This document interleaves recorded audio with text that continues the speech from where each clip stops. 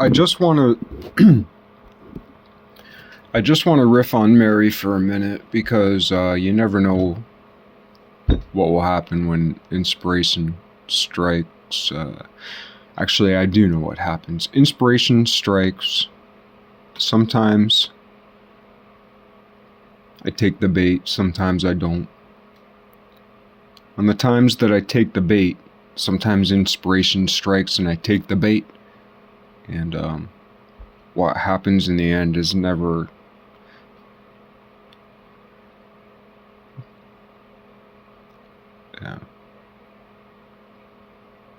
the baited intention.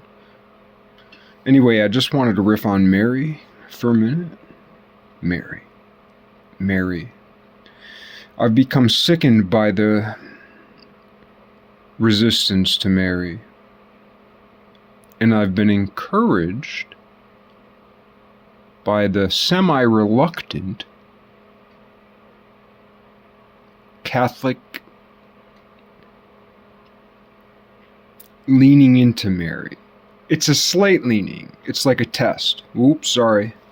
I'm not presenting myself the best way I should be. Here, let me,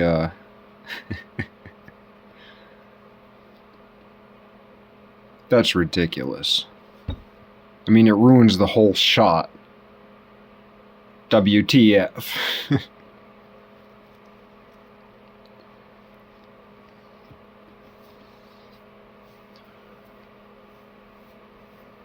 I just don't want to be too distracting.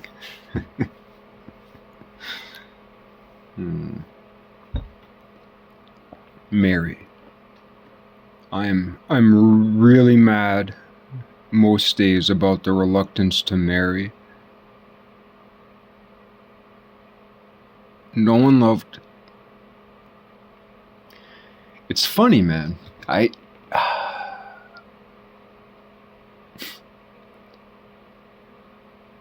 I'm just so reluctant to the name Jesus because of the way. All right. There's a certain kind of person who says the name Jesus the most in media that I've seen, or in real life, but mostly in media. There are a few people in my real life who ever say the name Jesus, and when they do, it's usually not like in a nice way.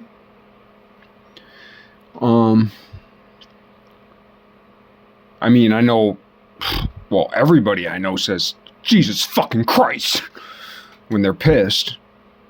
But nobody I know ever says like, and Jesus came upon my heart. I see it a lot in media, but not in my real life, right? And even though I myself am both of those people, in my mind, sometimes I'm like, Jesus is upon my heart, oh hallelujah, inside. If I ever heard myself say it outside, I'd be like, ugh. And even when I hear myself say it on the inside, I'm just like, ugh, because I've heard it so many times on the outside from slimy Weasley motherfuckers. Mary. Stay focused. Yeah, the interesting thing about a focal point, right? Jesus always spoke in parables. Now, if we go back, I mean, mostly the New Testament is associated with the Greek, even though there's the Aramaic, there's the Syriac. I think it's Syriac. There's Cyrillic and there's Syriac. Kind of like how there's Armenian and, there's Armenian and Assyrian. There's Syrian, Syriac, Cyrillic, Armenian, Aramaic, Syriac, Cyrillic. I mean, it goes on and on forever.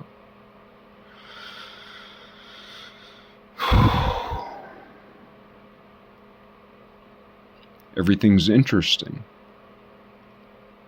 But interest both mythologically, like mythological interest is like what I'm interested in. Whether I'm interested in drinking a brewski or whether I'm interested in some words, some numbers, or whether I'm interested in some beautiful song or some beautiful woman or some beautiful piece of art. Interest. Well, interest accumulates.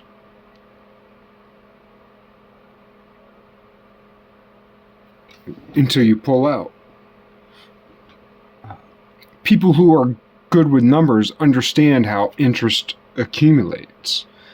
But people who are good with art, story, mythology, poetry, the mythos, the muse, the music, the museum, musicology, the musicological, or the Christian Musicological Society of India, something like that. It's one of the, it's like the lever of the world, the force multiplier of the world. It's like Hathor.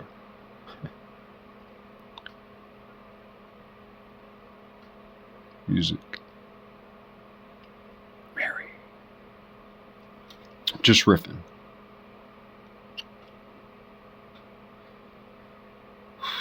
The veneration of Mary. Not the worship of Mary, but wait, what if it were the worship of Mary? Like, yo. Right. This is because, like, okay, so I'm a piece of shit. I'm a sinner. I've fallen away. Way, way, way away. Not as away as some, but away enough, you know? Okay. So, forgive me for venerating Mary. She's the most perfect human being. Not only, see, this is the importance of Mary, or one of the ways to start delving into the importance of Mary. Mary is so important. In the beginning.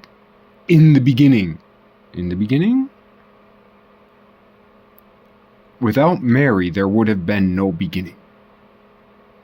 The birth of Christ in the world. See, that's one of the things I was saying about, like, I don't prefer the name Jesus. It gives me the heebie-jeebies. I prefer Christ. That's just me. I'm not saying I'm right about it, you know. I like the name Jesus. Love it. You know. But when people saying Jesus,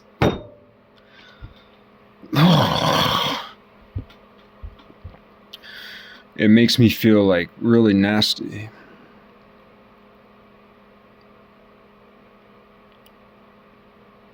And I'm not even saying that's the right way. I'm not saying you should feel that way. I'm just, there's got to be a reason I haven't, well, I have my suspicions why I feel that way, but I haven't gotten there yet. Like, oh, this is why I feel that way.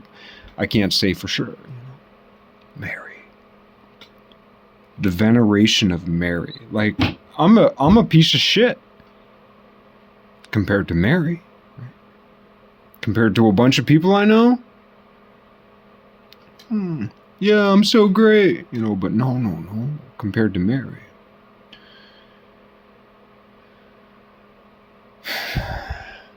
God loved Mary most.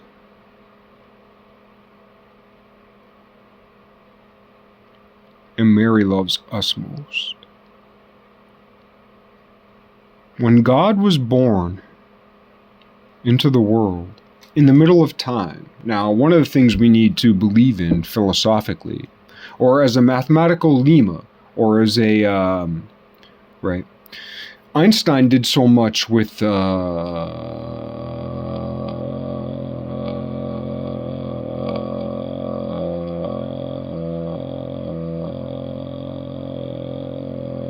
lot of what Einstein did is similar. I know that what Einstein did is often what Einstein did is often correlated with the Riemann hypothesis, and it's so fascinating that, like, this patent clerk, and that's another thing too. This really sucks. People shit on, people are like, Einstein was just a patent clerk. Do you realize how fucking smart you have to be a qualified, decent, good, effective, over time patent clerk? Dude. And this is one of the funny things. Like, physicists who have jobs at universities are like, yeah, Einstein was just a patent clerk. It's like, dude, you're just a physics professor. You have to be a way badass, more badass motherfucker to be a patent clerk than to be a professor. So that's one thing. So what's that tell you? It tells you that the historians who are in academia, the documentarians who are in the media, who talk about Einstein is just being a patent clerk. These are professors and people with BAs in media studies talking about how Einstein was just a patent clerk, when a patent clerk is like a fucking, it's like an on fire diamond. Like, if you're a patent clerk in a successful country with successful laws and successful technologies and successful patents that advance humanity, to be a patent clerk, you'd be hard pressed, We watch Shark Tank on TV, right? Shark Tank? Dude, the Shark Tank is a goldfish fucking pond, man. Now, that's no disrespect to goldfish. I love goldfish. Goldfish have one of the most... We created goldfish by... Well, not me. I mean, I'm pretty much not Asian, It was the Orient that deliberately created goldfish out of wild carp. In the same way that the West... In the same way the West developed dogs. The West made dogs for friends, while the East made dogs for eating.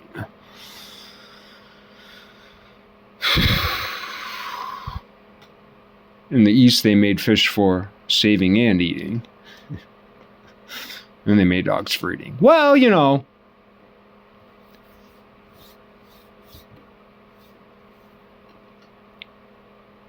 God hardened Pharaoh's heart. God hardened Pharaoh's heart. God hardened Pharaoh's heart. Not the devil. God hardened Pharaoh's heart. Wonder why?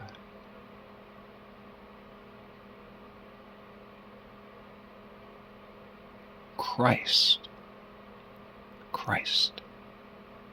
who saw through time, whose birth and death was the Big Bang.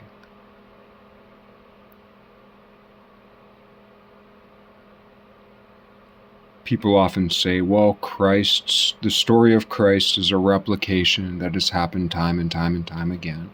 Yes, and it's happened time and time again after that.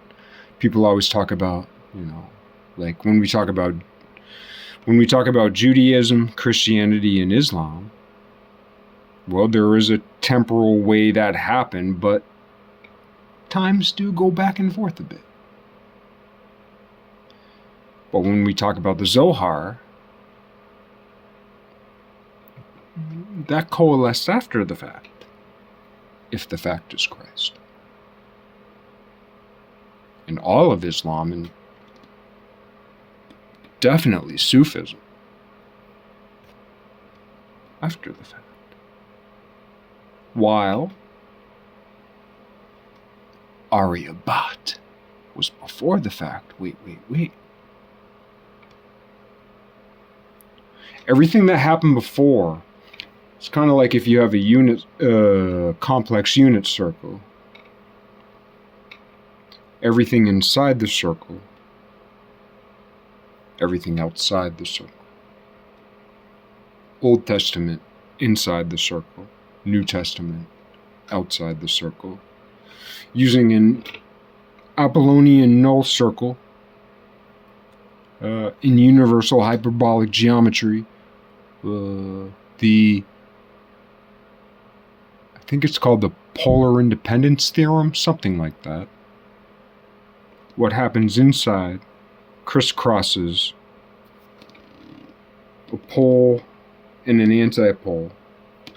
If this is the circle, pole, antipole. Anyway, I know that's Mary.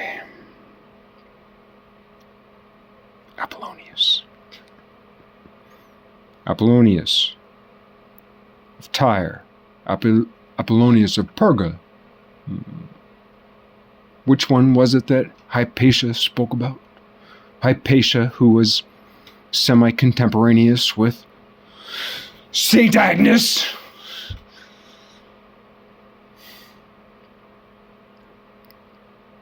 Who brought me to Mary. It was Saint Agnes who brought me to Mary. And it's Mary who carries me on her back. On her back.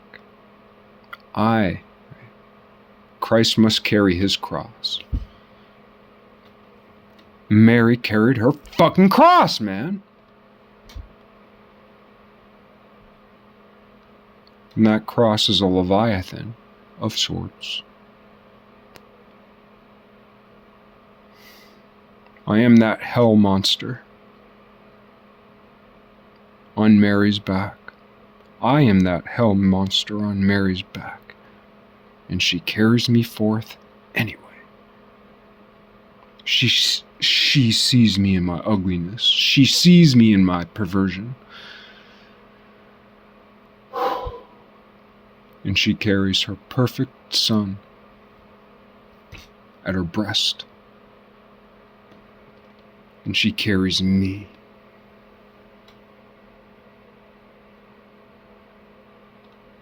Her wretched disease on her back.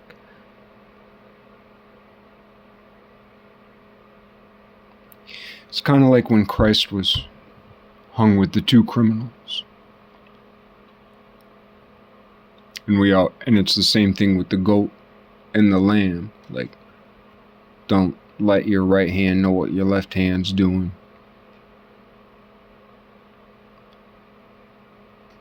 What people don't realize is all three of those men on those crosses that day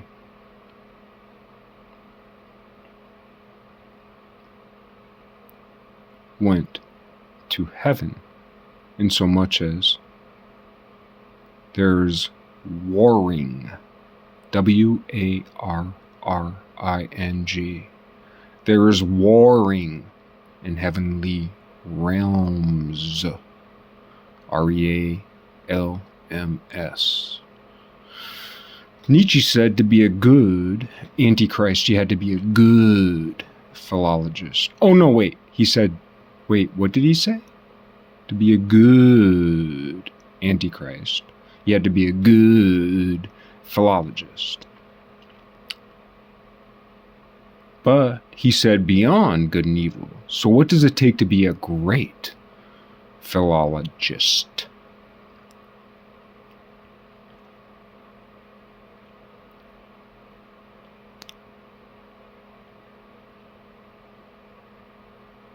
Mary.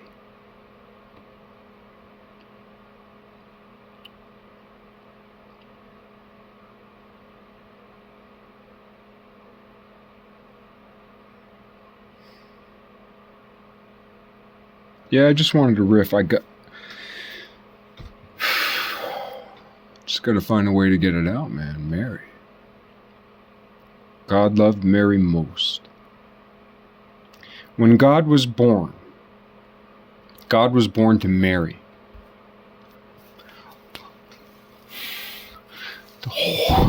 I mean, and if you read like the proto-evangelical Proto-Evangelium of James, something like that. Proto-Evangelium of James, Proto-Evangelion, Proto-Evangelium of James, or like Marian the Quran.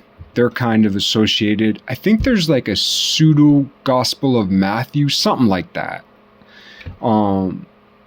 That's attributed like this. It's something like the pseudo Matthew Gospel, the pseudo Gospel of Matthew, that and the Proto Evangelium of James.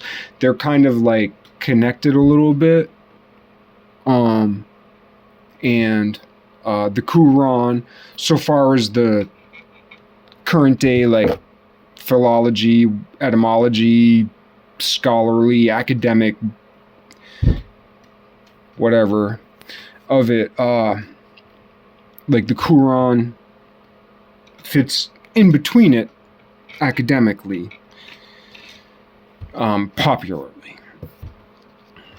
There's all kinds of contingencies, but that's kind of the lay of the current landscape so far as I can tell. And yeah, so but anyway, all I'm saying is that like the Quran, like if you're totally not into the Quran but you are into like Bibles, ecumenicalism, the historicity, the historiography, the history and philosophy of theology, like, then the Quran is actually a really important apocryphal. It's not only the Quran, right? I know I'm committing like 17 heresies right now, but like the Quran itself, because of its Marian witness, whether false or true, or alive, the Quran itself is, I dare say, a Catholic apocryphal text. Not canonized, but accepted as tradition. So far as the Catholic Church is concerned, traditions allow, there's accepted, right? There's sanctioned, there's canonized tradition. There's sanctioned condition, there's allowed condition. Mary. So, if you love Mary, you have to look at the Quran. You have to look at the Gospel of Thomas. You have to look at the Gospel of Mary. Have to. You have to look at the Proto-Evangelium of James. You have to look at, I think it's called the Pseudo-Matthew, the Pseudo-Gospel of Matthew, or the Gospel of Pseudo-Matthew, something like that. Or maybe Pseudo-Mark, I can't remember. Like I'm mixing up a bunch of stuff. But it has to do with the infancy gospel of Jesus. I think that's kind of like one of the alternative names of. But there's several, and there's also looking into, what is it? Because one of them speaks of Mary's parents. But somewhere out there, it talks about Mary's grandparents. I know there was a professor several years ago in I can't remember the school. I feel like it was in Ireland or Scotland. There was this rather young professor who talked about like some medieval mythologies of I think Italy, the greater Italian region, that had to do with Mary's grandmother and Mary's grandfather. And there's all kinds of details about it, but what was most interesting was the apparition that Mary's grandmother saw. Mary's grandmother saw an apparition.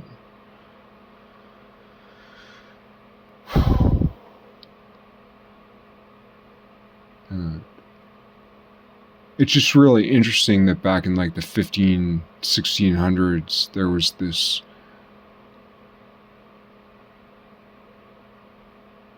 folklore, and it corresponds to mitochondrial DNA. The fact that no one knows, like no one venerates Joseph's father, like Joseph of the New Testament. No one venerates Joseph's father. But Mary's mother is Saint Anne. And as it so happens, right, Saint Anne, and by tradition, Saint Anne is special, and something special had to happen to Saint Anne such that Mary could be the Immaculate Conception, the Immaculata.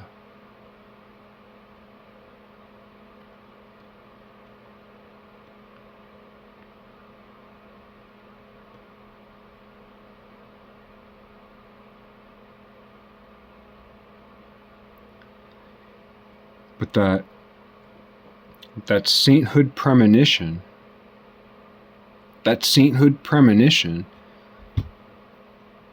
of Saint Anne corresponds to mitochondrial DNA. Every man born, see, this is one of the things, we think of women as the fruit and we think men as the stem, but it's the other way around. Women are the tree.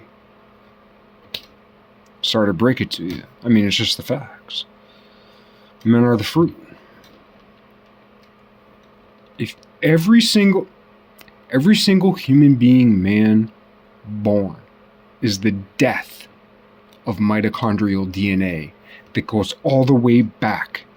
Right?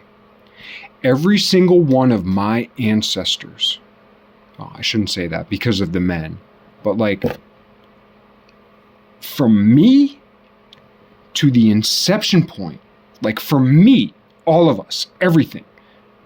Well, I guess it depends what you think about it. Did mitochondrial DNA come up in one place and then spread around the globe?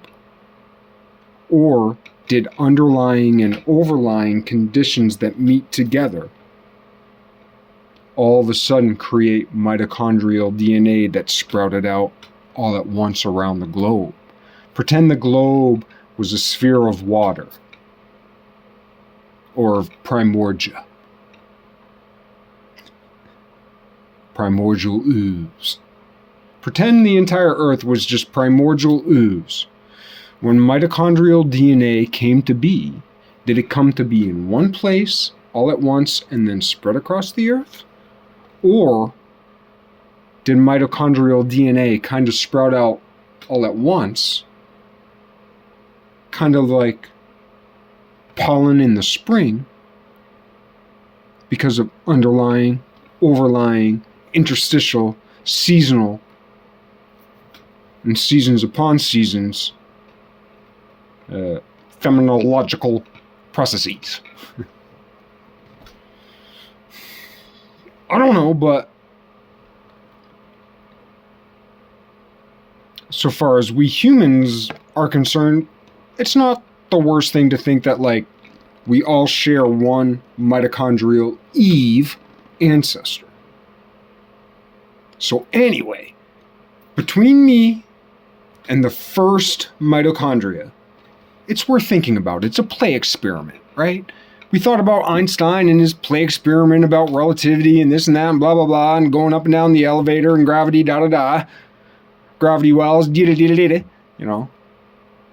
Looking at the clock, what if, you know, fine. So can I have this little play experiment, please? Will you allow me that? Even if I'm no fucking Einstein, can you please? I'm sorry, I'm just actually speaking to myself. I'm trying to allow myself the room to play. because I know this is stupid, but if I don't do the stupid shit, I won't get to the good shit. If I don't practice, I won't be able to play in the game. Sorry for being so hubristic. I really am a conceited prick. I'm a conceited prick. I'm sorry about that.